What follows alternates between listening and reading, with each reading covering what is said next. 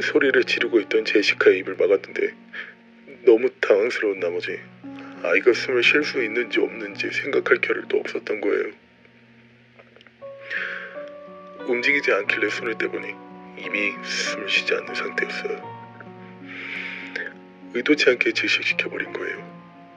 절대로 일부러 그런 게 아닙니다.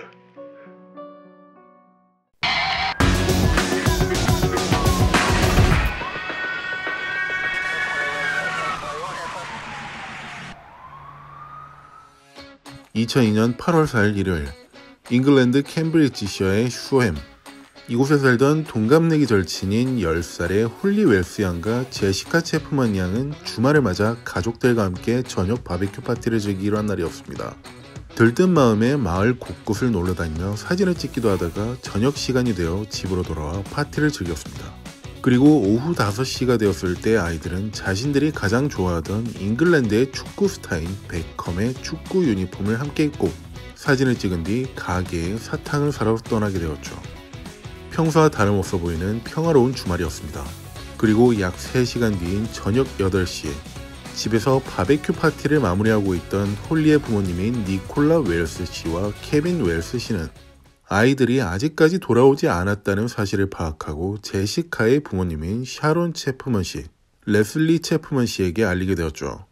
샤론, 아이들이 너무 늦는 거 아니에요? 이상하네요. 늦어도 6시가 되었을 때 왔어야 했는데.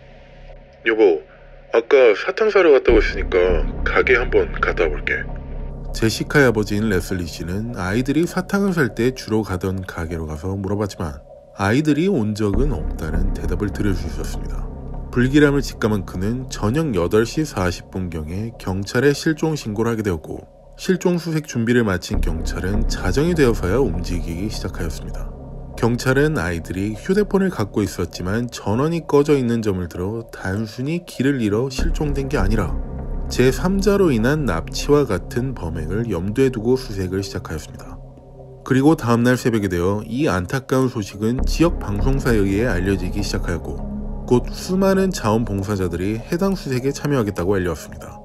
그렇게 약 500명의 경찰관들과 자원봉사자들은 하루 종일 수색에 집중하였고, 그 사이 홀리와 제시카의 부모님들은 기자회견을 열어 아이들이 무사히 돌아오도록 염원한다는 말을 꺼냈습니다. 이런 많은 사람들의 노력에도 불구하고 아무런 소식은 들려오지 않은 채 하루가 또 지나갔습니다. 그리고 화요일엔 베컴이 방송에 나와 아이들이 집으로 돌아왔으면 좋겠다는 이야기를 하였죠. 베컴의 영향력 덕분인지 더욱 많은 사람들이 자원봉사단에 합류하였고 그 수는 약 950명에 달했습니다. 그러던 중 아이들의 집 근처에 있는 한 슈퍼마켓 쪽에서 어린 여자아이들의 비명을 들었다는 신고나 산책로에서 정체불명의 흙봉우리를 발견했다는 신고가 들어오기도 하였죠. 그렇지만 경찰의 조사 결과 아이들의 실종과는 전혀 상관없는 것들로 확인되었습니다. 그렇게 이틀이 더 지나 목요일이 되었을 땐 홀리와 제시카로 추정되는 아이들이 찍힌 CCTV 스틸샷이 공개되었습니다. 실종 수사를 담당하고 있던 경찰 부서에서 공개한 것으로 이 영상이 찍힌 시간은 아이들이 집을 떠난 지 약 1시간이 지난 오후 6시 13분으로 되어 있었습니다. 이것으로 아이들의 행적을 파악할 수 있을 만한 유일한 단서로 기록되었죠. 그리고 또 이렇게 시간은 하염없이 흘러가기 시작하였고, 이미 실종 후 무사기한할 수 있는 맥시멈 골든타임인 48시간은 훌쩍 지난 상태로 수사 인력들은 생존 가능성에 회의적인 모습을 띠기 시작하였습니다. 하지만 아이들의 부모들은 어떻게든 아이들이 살아서 돌아올 수 있을 거라며 희망적인 메시지를 띄우고 있었죠. 그러던 중 아이들이 실종된 지 9일이 지난 8월 13일 화요일, 약 일주일 전에 아이들의 비명소리를 들었다며 신고했던 동일 인물이 또 다시 신고 전화를 해왔습니다. 여기 워런힐 근처에 있는 산책로에서 조깅을 하고 있다가 잔디가 파헤쳐져 있는 걸 발견했어요. 무언가를 묻고는 대충 덮어놓은 것 같은데 오셔서 확인해 주셨으면 좋겠네요. 현장에 출동한 수사 인력들은 땅을 파고 의심할 만한 단서들을 찾아보았지만 그 어떤 것도 찾을 수는 없었습니다. 이렇게 또 다시 시간은 흘러 8월 16일 금요일이 되었을 때 경찰은 탐문 수사를 계속해서 이어가던 중 꽤 의심스러운 용의자 둘을 추려낼 수 있었습니다. 그중 하나는 이안 헌틀리라는 사람이었습니다. 아이들이 실종되었다는 소식이 알려진 뒤 최초로 자원봉사단에 합류한 사람들 중 한 명이자 수사관들이 짠 타임라인으로 봤을 때 아이들의 실종 전 가장 마지막 목격자로 간주할 수 있는 사람이었죠. 다른 말로 하자면 가장 최근 목격자라고도 할 수 있었습니다. 그리고 또 다른 한 사람은 그의 동거녀인 맥신 카였습니다. 목격했을 당시 함께 있었던 것으로 증언을 했기 때문에 용의자로 분류할 수 있었죠. 캠브리지시어 경찰은 헌틀리와 맥신을 경찰국으로 참고인 신분으로 소환하여 7시간의 긴 시간 동안 신문을 진행하였습니다. 뚜렷한 단서를 발견할 수는 없었지만 헌틀리의 말과 행동에선 충분히 의심할 수 있을 만한 여러 징조가 보였습니다. 수사관들이 질문을 던지기 전 먼저 질문을 한다던가 아이들의 실종에 대해서 오히려 부모님들보다 더욱 걱정하는 듯한 오버액션, 마지막으로 이미 언론을 통해 알려진 것보다 더욱 많은 사실들을 알고 있다는 것이었죠. 이 의심을 떨쳐버리기 힘들었던 수사관들은 헌틀리가 손으로 가리켰던 아이들이 향했다는 방향인 학교 쪽으로 가서 더욱 면밀한 수색을 펼치기 시작하였습니다. 그리고 드디어 학교 밖 외딴 곳에 있던 창고 건물 안에서 중요한 단서들을 찾아낼 수 있었습니다. 그것은 빈 쓰레기통 안에서 반쯤 태워진 베컴의 유니폼, 트레이닝 바지, 신발, 아이들의 속옷, 결정적으로 제시카의 목걸이였습니다. 그렇지만 그 어디에도 아이들의 존재는 찾아볼 수가 없었죠. 수사관들은 곧바로 이 사건과 큰 관련이 있을 것으로 예상되는 헌틀리와 맥신을 체포하였고 아이들의 행방에 대해 물었습니다. 하지만 이 증거들과 자신들은 아무런 관련이 없다고 모든 혐의를 부정하고 있을 뿐이었죠. 그렇지만 수사관들의 직감은 이 둘이 범인이라고 가리키고 있었기에 어떻게든 시신을 찾기 위해 팔방으로 뛰어다녔습니다. 그리고 다음날 아침, 아이들이 사라진 지 13일이 지난 8월 17일 토요일이었습니다. 여기 라플 레이크니스 공군기지 근처에 있는 숲인데요. 그 물 빠지는 도랑에서요. 그러니까 배수로요. 여기서 어린 여자아이로 보이는 2명이 죽어있어요.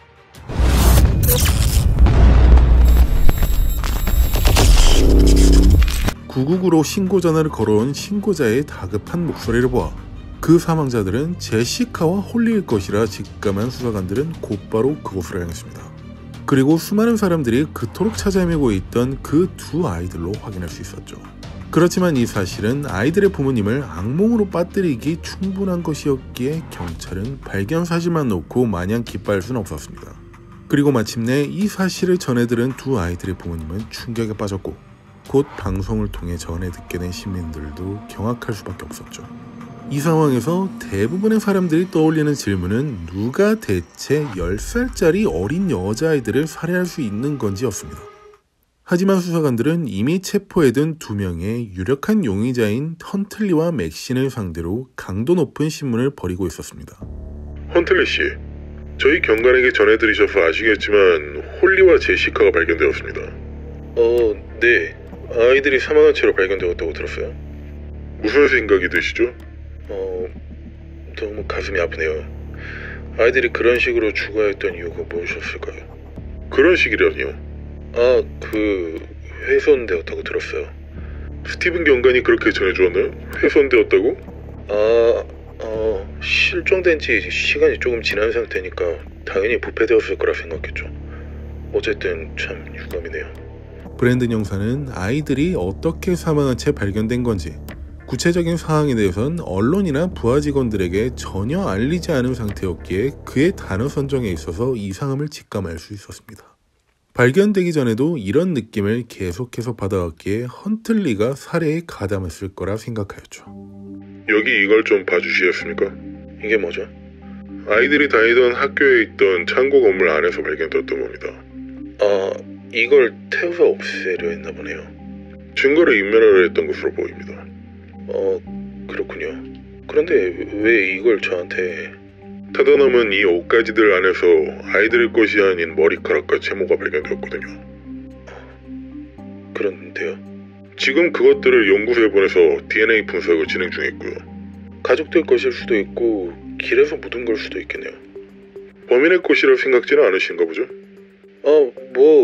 그럴 수도 있겠지만 그건 알 수 없을 것 같은데요. 그런가요? 네, 그냥 그렇게 생각이 들어요. 헌틀리 씨, 저희가 증거를 찾아서 재판을 열고 선고를 받는 것과 자백 후 선고를 받는 형량에 있어서는 비교가 힘들 정도로 큰 차이가 납니다. 전자의 경우엔 가석방이 아예 없을 수도 있는 무기징역을 받을 수도 있어요. 아직도 자백하실 마음이 생기지 않나요? 말씀드렸듯이 그 아이들이 학교 방향으로 간 걸 본 게 마지막이고 죽음에 관해서는 아무것도 몰라요. 그럼 알겠습니다. 결과는 며칠이 지나야 알 수 있다고 하니 그 안에 마음이 바뀌길 빌어보셔야 할 겁니다. 브랜든 형사는 헌틀리와의 신문을 마치고 그에 대한 증거들을 더 모으기 시작하였습니다.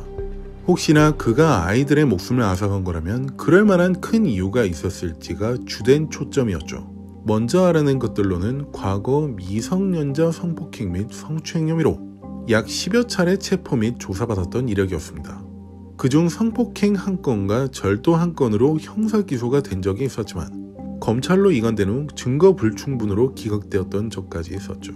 일반적으로 성범죄는 피해자가 범죄 사실을 입증하기 어려운 범죄 중 하나로서 당시 사건 보고서를 훑어본 브랜든 형사는 헌틀리가 그 허점을 잘 이용했던 것으로 확인하였습니다. 이번 신문과 이전에 했던 신문 두 차례 모두 태연한 모습을 보였던 그를 이해할 수가 있었죠. 항상 교묘하게 빠져나갔기에 이번에도 빠져나갈 수 있을 거라 생각했던 것이었습니다.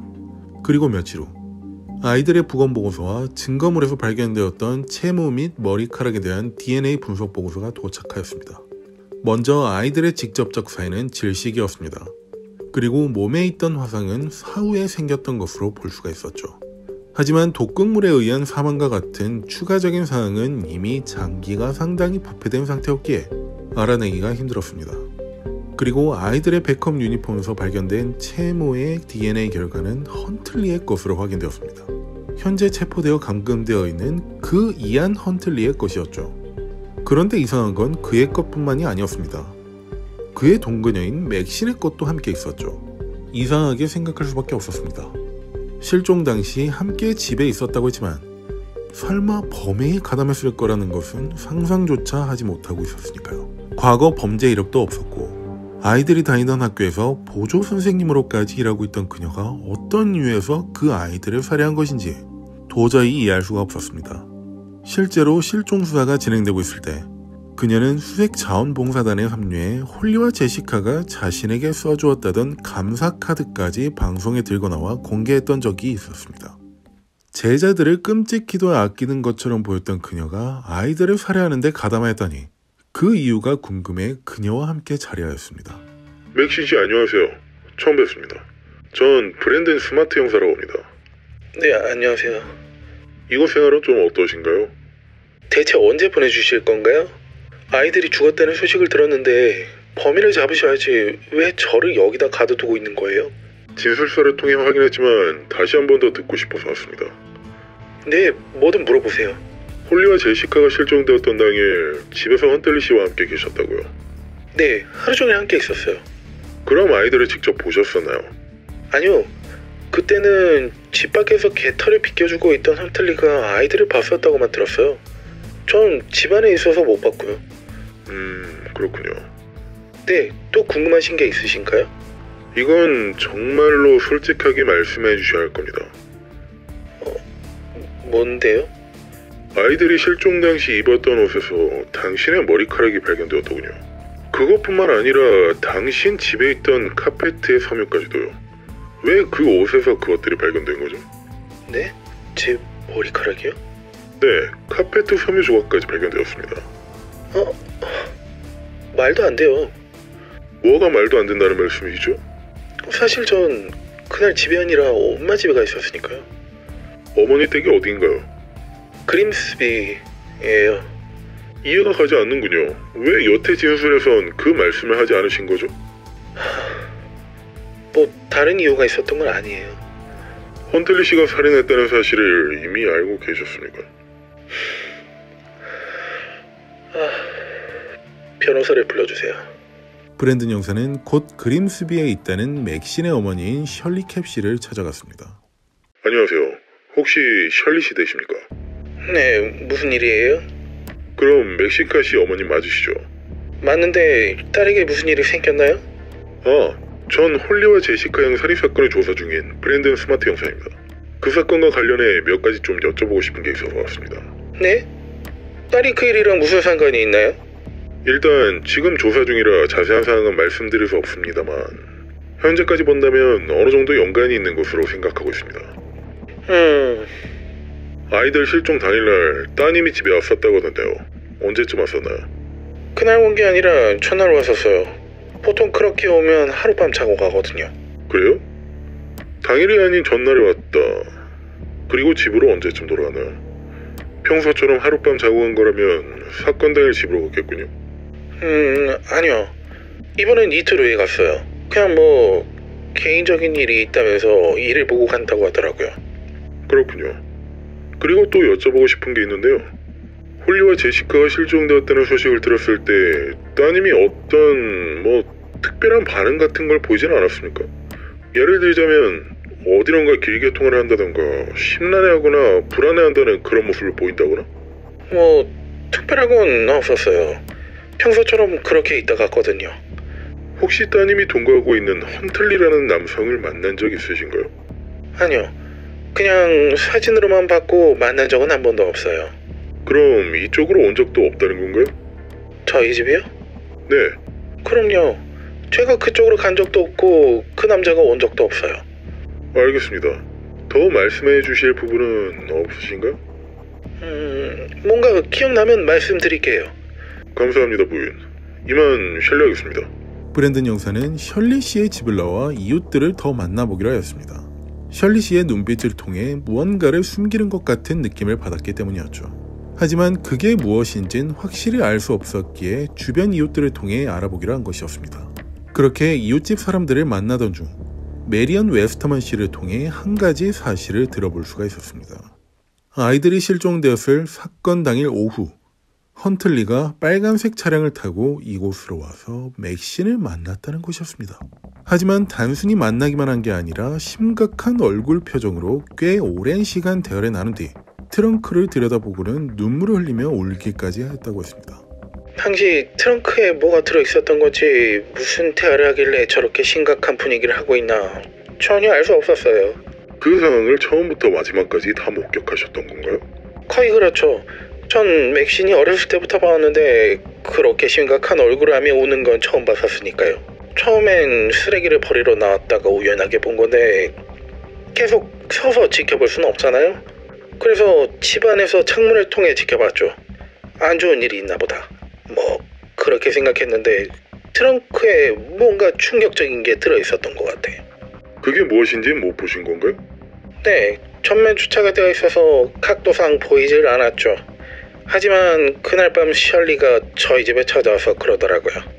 혹시 자기 딸을 봤었냐고요. 그래서요? 네, 전 걱정되는 마음에 무슨 일이 있냐고 물었는데 다짜고짜 뭘 봤었냐고 하더라고요. 그 차에서 뭘 본 거냐고요. 그래서 전 특별히 본 건 없고 맥신이 우는 모습을 봤다고 했어요. 그리고요? 그러자 저더러 본 걸 누구에게도 말하지 말라고 하더라고요. 지금 저한테 말씀하셨던 내용을요? 네. 무엇 때문이죠? 그래서 일단은 알겠다고 하고 곰곰이 생각해봤어요. 형사님이 오시기 전까진 설마 아니겠지, 그럴 리가 없을 거야 라고 생각했는데 셜리가 그랬던 거랑 맥신이 울었던 거, 그리고 맥신 남자친구가 이곳까지 왔던 거, 여러 가지로 생각해보면 아마 트렁크에 아이들 시체가 있지 않았을까 하는 생각이 들어요. 그런데 이 헌틀리, 그러니까 맥신 남자친구를 그날 처음 보신 건가요? 아니요, 지난번에도 몇 번 왔고 빨간색 차라서 잘 기억하고 있어요. 그렇군요. 혹시 시간이 되시면 경찰국으로 오셔서 증언 녹취를 진행해도 괜찮겠습니까? 그게 어떤 문제라도 있으신가요? 사실 그건 좀 힘들 것 같아요. 네? 그냥 전 여기까지 말씀드리는 걸로 할게요. 부인, 이유를 말씀해 주시면... 아니요, 그냥 이해해 주셨으면 해요. 거의 쫓겨나다시피 한 브랜든 형사는 갑자기 폐쇄적인 모습으로 바뀌어버린 메리언 씨를 보고 당황스럽지 않을 수 없었습니다. 하지만 헌틀리의 차량이 범행 도구로서 활용되었다는 목격자의 증언이 있었기에 그의 차량을 압수하여 정밀 검사를 진행하였습니다. 그러자 트렁크에서 가장 먼저 눈에 들어온 것은 옆 사진으로 보실 수 있는 것처럼 휘발유였습니다. 분석 결과 당시 현장에서 불을 붙이기 위해 사용되었던 인화성 물질로 확인되었습니다. 그 그렇지만 종종 차량에 휘발유를 싣고 다니는 사람들이 있기에 단순히 이것만으로 결정적 증거가 될 수는 없었죠. 그 부분을 의식하기라도 했던 것일까요? 트렁크 매트에서 나온 몇몇의 채모는 실종 후 사망한 홀리와 제시카의 것으로 밝혀졌습니다. 목격자인 메리언 씨의 사건 당일에 관한 증언, 트렁크에서 발견된 피해자의 채모, 맥신의 어머니인 셜리 씨의 거짓말을 종합적으로 봤을 때 사건 당일 헌틀리가 맥신을 만나기 위해 셜리 씨의 집 앞으로 왔을 당시 트렁크에 아이들의 시신이 실려 있었을 거라 추측해 볼 수가 있었죠. 브랜든 형사는 이 증거들을 바탕으로 헌틀리의 집 수색영장을 받아내었습니다. 카페트 섬유 조각을 보았을 때 범행 현장은 틀림없이 그의 집일 것이라 예상했기 때문이었죠. 그리고 수색이 진행된 지 약 이틀 뒤 헌틀리의 집 화장실 욕조 안 배수구에선 아이들의 채모가 발견되었습니다. 그런데 어떤 이유에서 배수구에서 아이들의 채모가 나와야만 했던 것인지 감을 잡을 수가 없었죠. 당사자에게 물어봐야만 했습니다. 이안 헌틀리에게 말이죠. 그렇지만 다시 만난 헌틀리는 여전히 모든 혐의를 부정할 뿐이었고 자신의 차량과 집에서 발견된 여러 DNA 증거들에 대해서도 시치미를 댔습니다. 그리고 그런 모습을 하고 있던 건 맥신도 마찬가지였습니다. 한편 제시카와 홀리의 휴대전화 위치 기록을 알아보고 있던 과학수사관은 헌틀리의 집 바로 옆에 있는 중계기에서 신호가 끊어진 것으로 확인할 수가 있었습니다. 이렇듯 모든 증거들은 헌틀리를 가리키고 있었고 결국 그는 아이들의 사체가 발견된 지 3일이 지난 8월 20일 화요일 2건의 미성년자 살해 혐의로 기소되었으며 동거녀인 맥신은 범죄 공모 혐의로 기소되었습니다. 실제로 수사 도중 맥신이 집에 그와 함께 있었다는 사실 하나만으로 계속해서 수사에 혼선을 주었고 헌틀리에게 꽤 그럴듯한 알리바이가 주어졌었기 때문이었습니다. 그런데 이 부분에서 꽤 재밌는 점이 있었습니다. 맥신의 휴대폰에 있던 이 사진들이었죠. 이 사진이 촬영된 날짜는 맥신이 어머니의 집에 갔다던 사건 전날 밤이었습니다. 어머니를 보러 갔다던 그녀는 집에 있다가 나이트클럽에 놀러가 17살짜리 어린 남자를 만나 하룻밤 동안 몸을 섞었던 것이었죠. 이 사실을 헌틀리가 알고 있었을까요? 당연하게도 모르고 있었고 브랜든 형사가 대신 전해주었습니다. 그러자 분노하는 모습을 보이며 죽여버리겠다고 소리 질렀다고 하는군요. 어쨌든 그는 이렇게 기소를 당하고 맥신이 바람핀 사실까지 알게 되었지만 재판이 열리기 직전까지도 모든 혐의를 부정하고 있었습니다.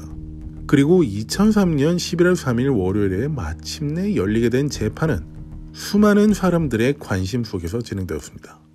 기소된 지 약 1년 3개월 후에 이 재판이 열릴 때까지도 헌틀리는 여전히 혐의를 부정하고 있었습니다. 이 재판에는 5명의 남성, 7명의 여성 배심원이 함께하였고 개회사가 진행되고 먼저 리처드 레이섬 QC가 원고 측 주장을 시작하였습니다. 참고로 QC, 퀸스 카운슬은 영국과 몇몇 국가에서 채택하고 있는 변호인 시스템입니다. 미국을 기준으로 한다면 DA와 비슷한 권한을 가진 법률인인데 QC는 일반적인 변호사를 뜻하는 베리스터가 되어 주니어 카운슬의 직급으로 근무를 하다가 최종적으로 진급을 한다고 보시면 될 것 같습니다. 말씀드리다 보니 더 복잡해진 느낌인데 용어에 대해 하나하나 간단하게 알아보죠. 위에서 말씀드린 일반적인 변호사 중 형사 업무를 주로 맡는 변호사인 베리스터는 먼저 법대에 입학하여 법학 학위를 이수하고 연수원에 들어가 1년간 공부를 해야 합니다. 연수원의 1년은 쉽게 말하자면 대학의 학점 이수 같은 개념이죠. 그렇게 1년을 채운 후에는 법학교육원 주관의 시험을 통과해야 하고 그렇게 되면 형사사건을 변호할 수 있는 정식 변호사가 되는 것입니다. 하지만 이후에도 추가적으로 1년 동안 다른 베리스터의 사건을 보조하는 견습 베리스터로서 근무해야 실제 사건을 전담할 수 있는 권한이 생기게 됩니다. 그래서 이렇게 탄생한 신입 베리스터는 주니어 카운슬이라는 이름으로도 불리게 되고 혹은 베리스터라고도 불리게 되죠. 일반적으로 줄여서 JC라고 하기도 합니다. 그렇게 JC로서 현장 실무 경험을 쌓으면서 뛰어난 성과를 보이게 된다면 대법관을 통해 선발되어 퀸스 카운슬 혹은 킹스 카운슬로서 근무할 수 있게 됩니다. 줄여서 QC 혹은 KC라고 불리는 베리스터들은 이런 과정을 거친 사람들이라고 보시면 되죠. 뛰어난 베리스터, 형사 변호사라고 생각하시면 됩니다. 복장으로도 QC와 JC를 구분할 수 있는데 법복의 재질로서 알 수 있습니다. QC는 실크로 된 법복, JC는 면으로 된 법복이죠.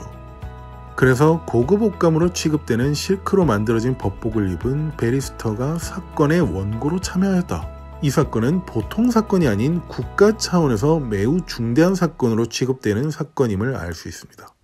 지금 여러분들과 함께 알아보고 있는 홀리와 제시카 양 살인사건도 리처드 레이섬 QC가 참여했으니 얼마나 중대한 사건인지 알 수가 있으시겠죠.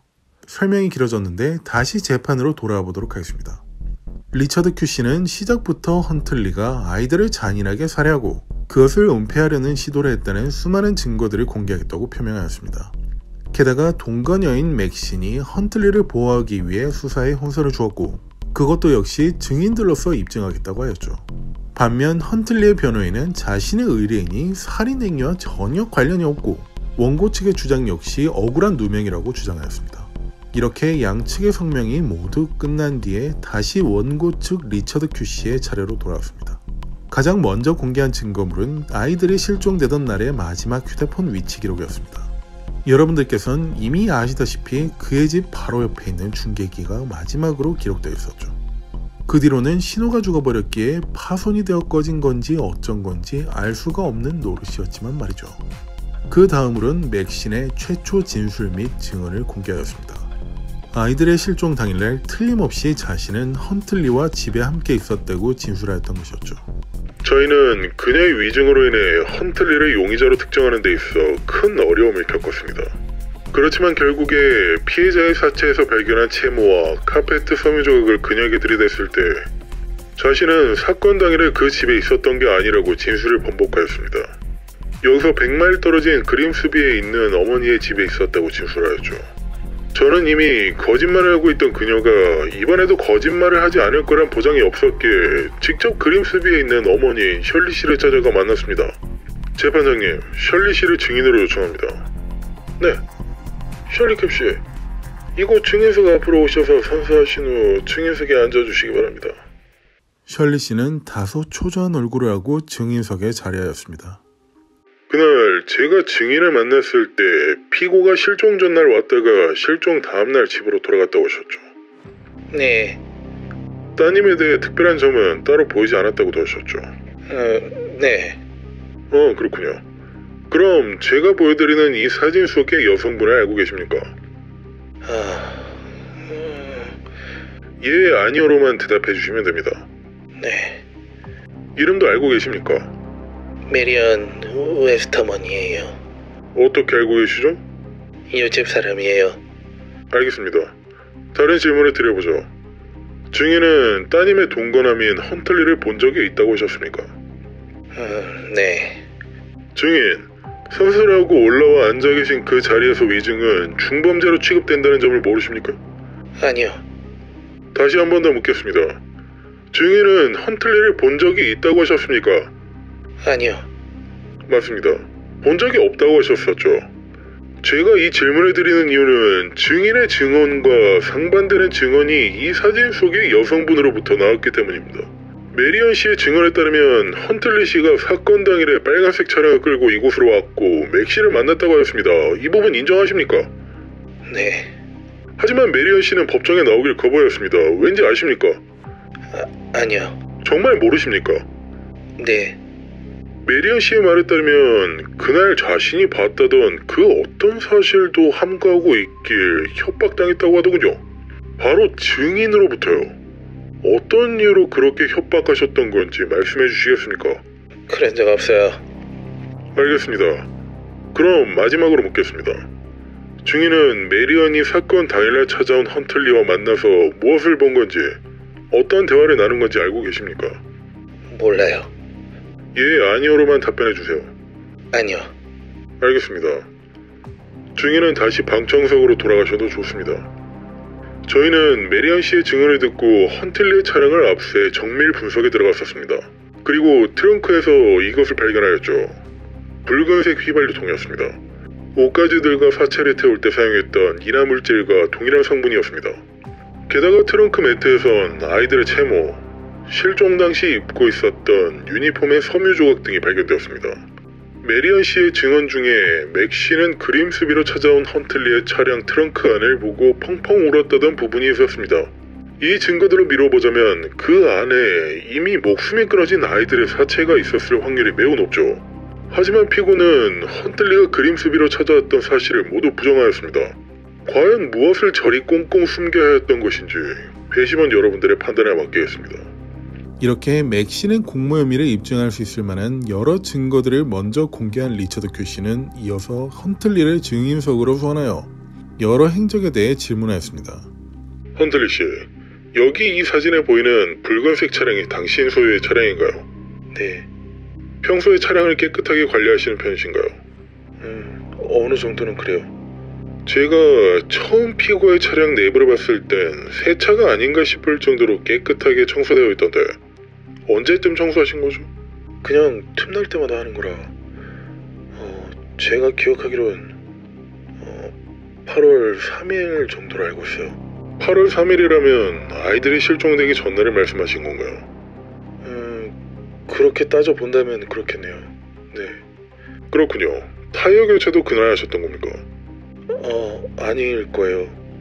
상태가 좀 안 좋아져서 교체했는데 정확한 날짜가 잘 기억나진 않네요. 자, 이 서류를 보여드리죠. 이게 무엇인지 말씀해 주시겠습니까? 카센터에서 타이어를 교체했던 내역서네요. 거기 나와 있는 차량이 피고의 것이 맞나요? 네. 적혀있는 날짜를 읽어주시겠습니까? 2002년 8월 5일이요. 8월 5일이라면 아이들이 실종된 지 하루가 지난 날이군요. 맞습니까? 네. 타이어를 교체한 것 말고 또 다른 수리 내역을 읽어주시겠습니까? 운전석 발판, 조수석 발판, 뒷좌석 발판이요. 그렇다면 그건 모두 8월 3일이 아니라 8월 5일에 교체하신 거네요? 네. 8월 3일에 모두 청소를 하셨다고 했는데 왜 굳이 새 걸로 교체하셨던 건가요? 그냥 낡았다고 생각해서요. 그런데 당시 교체를 담당했던 직원의 증언에 의하면 타이어나 발판 모두 거의 새 것에 가까울 정도로 멀쩡했다고 하던데 피고가 봤을 땐 그렇지 않았나 보네요. 네. 알겠습니다. 피고는 피고석으로 돌아가셔도 좋습니다. 배심원 여러분, 이 사진은 당시 원래 장착되어 있던 타이어, 발판입니다. 타이어나 발판 모두 언뜻 보기에도 진흙이 매우 많이 묻어 있다는 것을 알 수 있습니다. 그리고 저희의 분석 결과 아이들의 사체가 발견되었던 곳의 흙 성분과 타이어, 발판에 묻어있는 흙 성분은 동일한 것으로 확인되었습니다. 틀림없이 차량을 끌고 그곳으로 갔던 것이죠. 그리고 발판에서는 분필가루 성분, 콘크리트 가루 성분도 함께 발견되었습니다. 그건 모두 타다 남은 유니폼이 발견된 학교 창고 내부에 있던 분필가루, 콘크리트와 동일한 것으로 확인되었죠. 이것을 미루어 종합해본다면 최초 피고는 아이들을 집에서 살해한 뒤 학교 창고에 데려가 모두 태워버리려 했지만 여의치 않자 차에 싣고 다니면서 고민했고 결국 사체만 그곳에 유기한 것으로 예상할 수 있었습니다. 피고는 아니라고 하지만 저희가 직접 발견한 증거들과 하나도 맞는 게 없습니다. 배심원 여러분의 신중한 판단을 기다리겠습니다.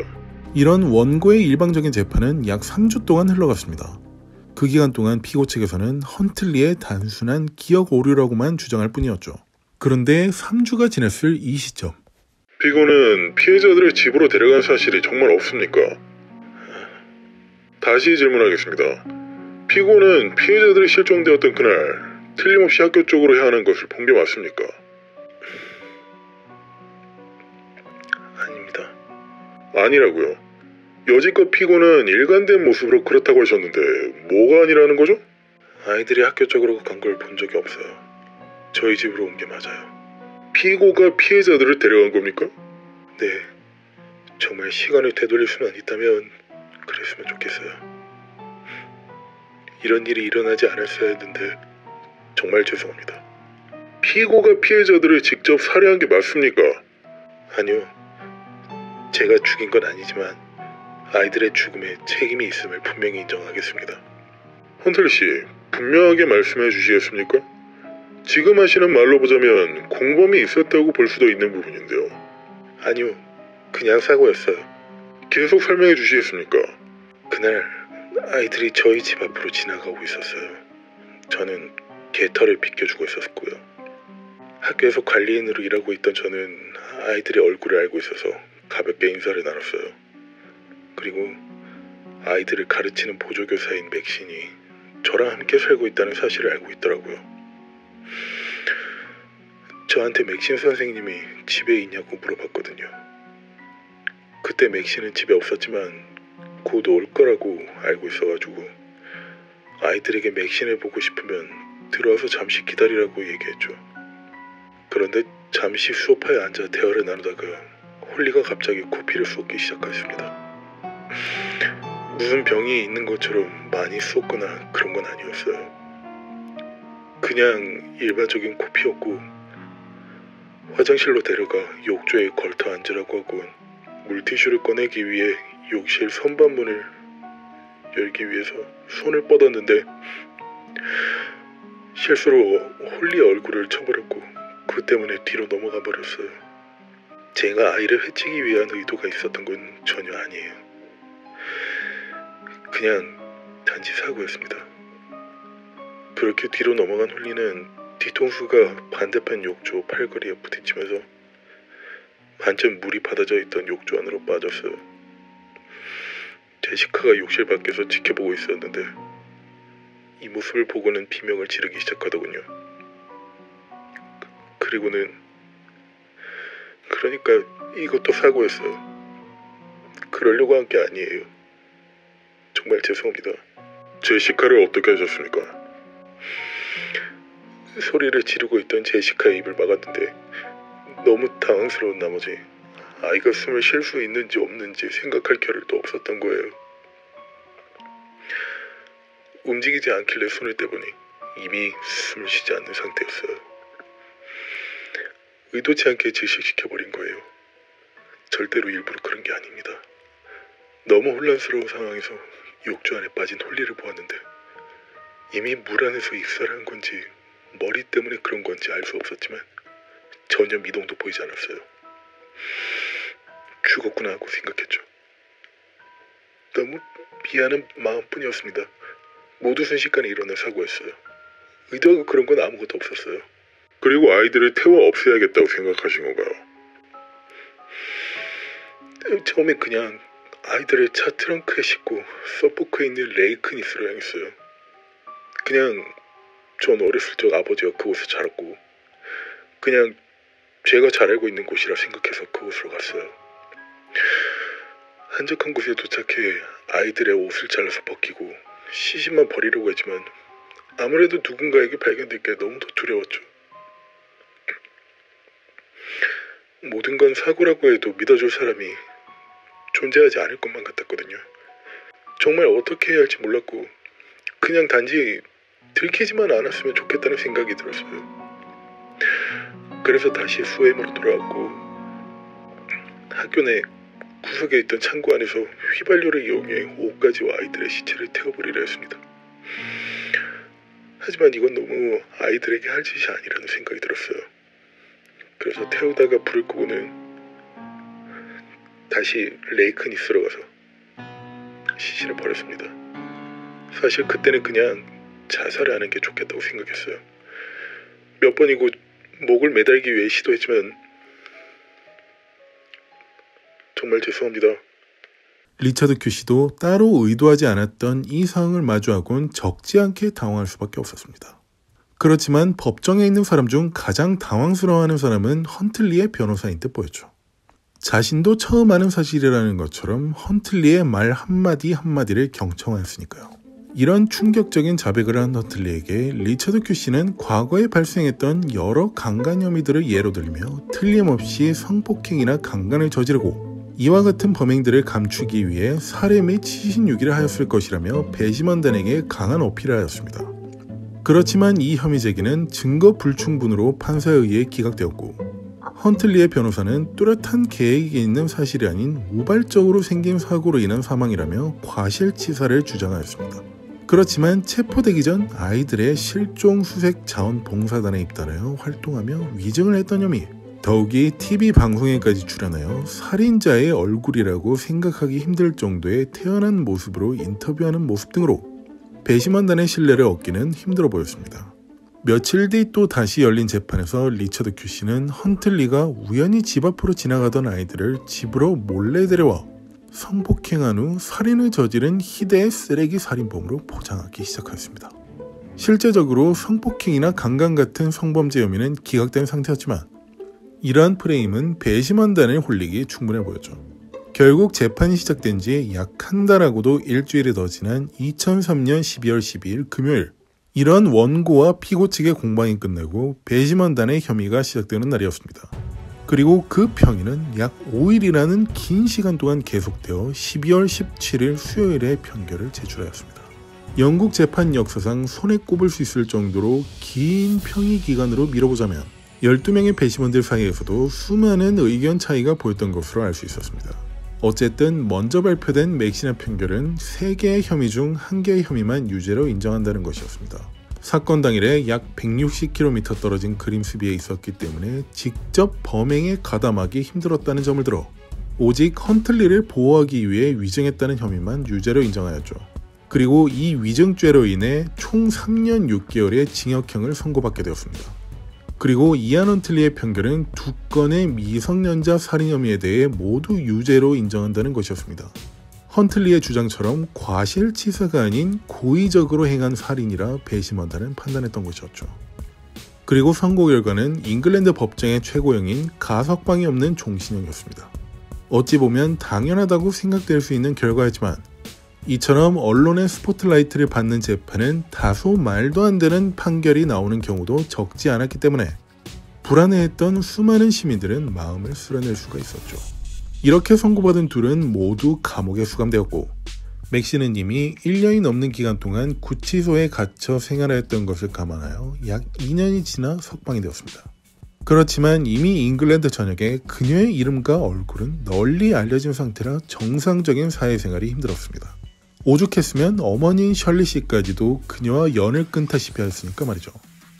그래서 그녀는 이름과 성을 모두 통째로 바꿔버렸고 성형수술까지 감행하여 아예 맥신 카라는 여성의 존재를 지구상에서 지워버리려는 듯 하였습니다. 그리고 그녀의 가까운 지인들로부터 들려오는 최근 소식으론 다른 남성과 결혼하여 아이까지 낳고 잘 살고 있다고 하는군요. 물론 그 아이는 엄마가 희대의 정신나간 여자인 맥신 카라는 사실을 모르고 크겠지만 말이죠. 어쨌든 그녀의 이야기는 그렇고 이번엔 헌틀리의 행적을 알아보도록 하죠. 감옥에 갇혔는데 뭘 알아볼 게 있을까 하실 수도 있겠지만 세계 어디에서나 미성년자와 관련된 범죄로 수감된 범죄자들은 다른 수감자들에게 환영받지 못하는 게 현실입니다. 바로 미성년자 살인 혐의 2건으로 수감된 이안 헌틀리의 현실이었죠. 수감된 직후부터 그는 다른 흉악 범죄자들의 타겟이 되었습니다. 왕따나 괴롭힘 등은 기본이었고 때론 집단 폭행이나 집단 성폭행을 당하기도 하였습니다. 그렇지만 몇 가지 손에 꼽을 만한 일들을 말씀드리자면 2005년 9월 14일 수요일 점심 식사 시간이었습니다. 수감자 중 한 명이 끓는 물을 몰래 가져와 그의 얼굴에 부어버리는 일이 발생하였죠. 이 일로 헌틀리는 변호사를 통해 최초 판결을 내린 앨런 모제스 판사를 통해 가석방 요청을 하기에 이르렀습니다. 자신의 목숨이 위태롭다는 걸 가장 큰 이유로 들어서 말이죠. 그렇지만 영국 법원은 그리 녹록지 않았습니다. 모제스 판사는 가석방을 생각하고 싶다면 최소 40년을 복역한 후에 다시 얘기해보길 바란다며 못을 박아버렸죠. 그 충격 때문이었을까요? 계속되는 괴롭힘을 견디기 힘들었던 그는 가석방 재판이 진행된 지 약 1년이 지난 2006년 9월 5일 평소에 복용하고 있던 정신과 약물을 과다 복용하여 의식을 잃은 채로 발견되었습니다. 그리고 또 다시 1년 후인 2007년 9월 27일에도 약물 과다 복용으로 인해 의식을 잃은 채로 발견되었죠. 이로써 그는 높은 자살 징후를 보이는 관심 수감자로 분류되어 24시간 감시되는 독방에 수감되기에 이르렀습니다. 하지만 어찌 본다면 다른 수감자들의 괴롭힘에서 벗어날 수 있으니 헌틀리의 입장에선 최고의 신변 보호 수단이기도 하였습니다. 그래서였을까요? 항상 범죄자들에게 무관용을 베푸는 영국 법 시스템은 그의 24시간 자살 감시를 유지하는 데 하루에 1128유로, 하나로 따진다면 약 152만원가량 드는 것을 이유로 들어 더럼에 있는 HMP 프랭클랜드로 옮겨버렸습니다. 참고로 HMP라는 말은 Her Majesty's Prison의 줄임말로서 여왕이 존재하는 나라에서 붙이는 접두와 같은 개념이라고 보시면 될 듯합니다. 여왕이 아닌 왕이 존재하는 나라에선 His Majesty's Prison 이라고 하고 줄여서 쓴다면 똑같이 HMP 어쩌구 라는 식으로 이름이 붙여져 있습니다. 어쨌든 원래 HMP 웨이크필드에서 이곳으로 옮겨진 이유는 딱 한 가지였습니다. 우린 더 이상 너 같은 쓰레기 범죄자한테 하루에 150만원씩 쓸 생각은 없고 대신 악명 높은 수감자들이 훨씬 적은 곳인 HMP 프랭클랜드로 옮겨줄게. 그러니까 이제 자살할 생각은 말고 형기를 모두 마칠 군대나 해. 실제로 그가 처음 수감되었던 HMP 웨이크필드는 영국에서 가장 악명 높은 범죄자들이 많이 수감되어 있는 곳으로서 헌틀리 같은 쓰레기 약골 범죄자가 제정신으로 지내기 힘든 곳이었죠. 범죄의 수준으로 보자면 그곳에 있어야 맞긴 한데 하루에 150만원씩 쓸 바에 차라리 한 단계 덜 위험한 곳으로 보내주겠다는 것이었습니다. 그렇지만 그곳에서도 약골 쓰레기인 헌틀리가 살아남긴 힘들어 보였습니다. 2010년 3월 같은 교도소 수감자에 의해 거의 반쯤 목이 베인 채 교도관에게 발견되었죠. 하지만 그의 입장에서 다행히도 병원으로 바로 옮겨져 목숨을 건질 수가 있었습니다. 수십 바늘을 꿰매야 했지만 목숨에는 지장이 없었죠.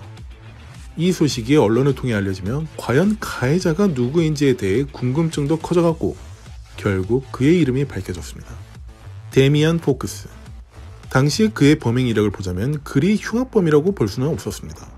4일 동안 무려 3번의 강도질을 하며 3건의 무장강도 혐의로 유죄 판결을 받았고 12년형을 선고받은 상태였으니까 말이죠. 하지만 그런 데미안의 입장에서도 헌틀리는 정말 쓰레기처럼 보였던 걸까요? 플라스틱 숟가락을 녹여서 면도날을 붙여 칼과 같은 흉기를 만들어 이런 범행을 저질렀습니다. 몇몇 사람들은 이 소식을 듣고 데미안의 형기를 줄여주라는 탄원을 보내야지만 단순 해프닝으로 끝날 뿐이었습니다. 그런데 꽤 흥미로운 점은 이런 범행을 저지른 데미안은 곧 보안 등급이 더 높은 HMP 풀서튼으로 옮겨졌고 그곳에서 다른 한 수감자를 살해하는 데 성공했다는 것입니다.